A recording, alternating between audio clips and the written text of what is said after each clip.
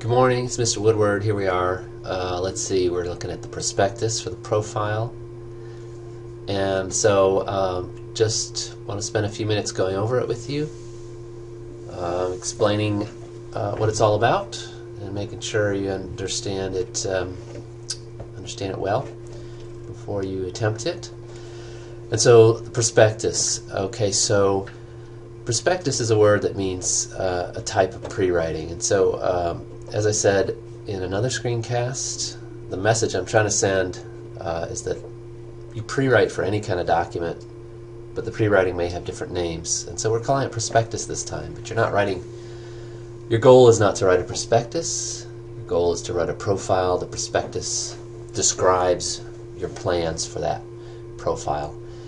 In any case, and I want to emphasize, as I have before, that you're making tentative plans when you do this pre-writing, because I don't want you to do something that prevents you from injecting new ideas or coming up with new strategies as you're drafting or as you're revising. That's a natural part of the writing process. Things evolve.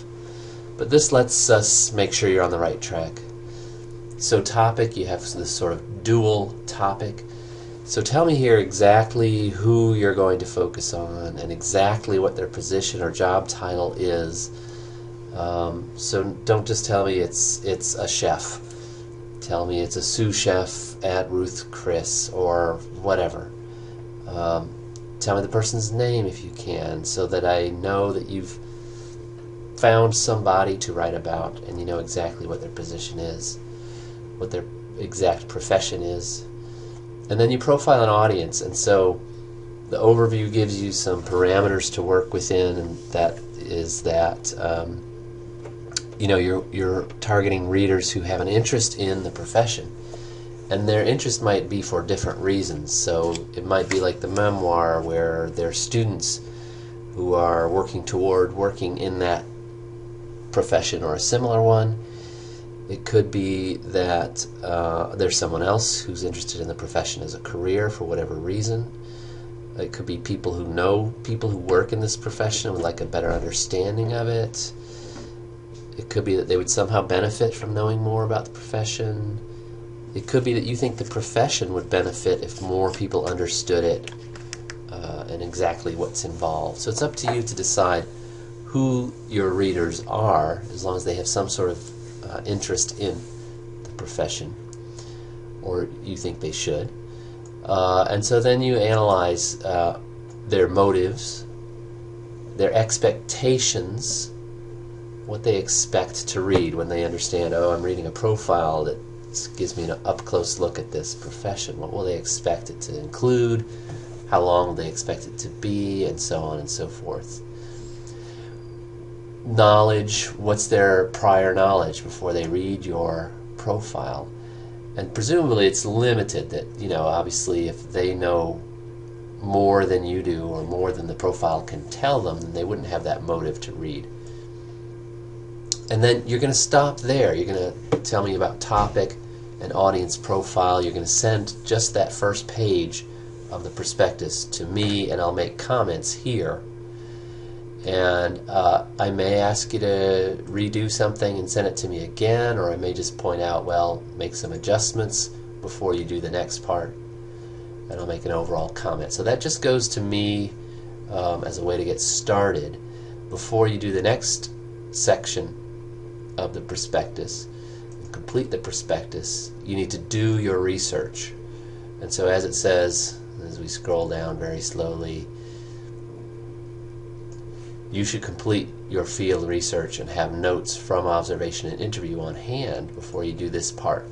So this part, this invention section of the prospectus, is meant to help you kind of take all the observations and information that you've gathered and start thinking about putting them into a form that will contribute to the profile that you draft. And so think about facts that you want to include, that you've gathered, that you have. And you don't necessarily need to include every fact that you've got on hand at your disposal. But think about the facts that matter to your audience, that you want to make sure you get across to your audience. And so it's facts about the person, specific pieces of information about the person. It's facts about the profession,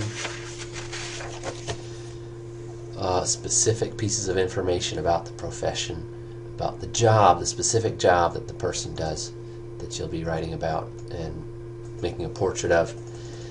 And then B is where you think about details. Again, for the readers, what are the details about the person and about the profession? And this is where you try to think about, as it says, details that someone could see or hear or otherwise sense, these concrete details. So it's similar to the memoir in that you want to make it very descriptive and vivid and not just factual but also sensory and concrete.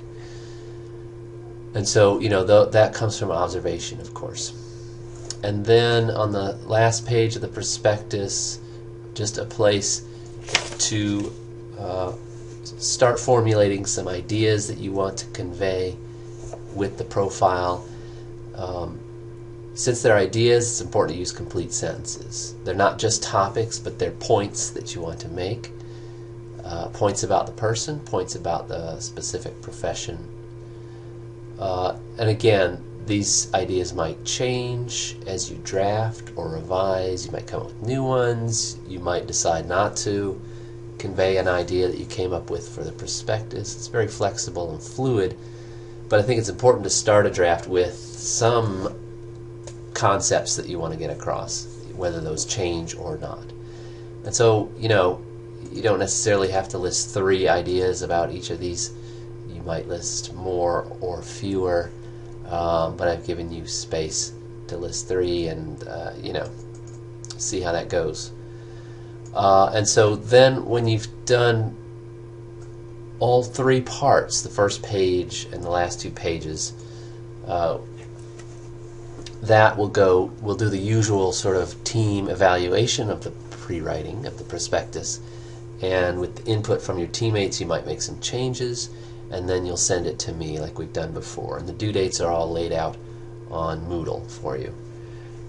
So I'm going to let that sink in, and I will say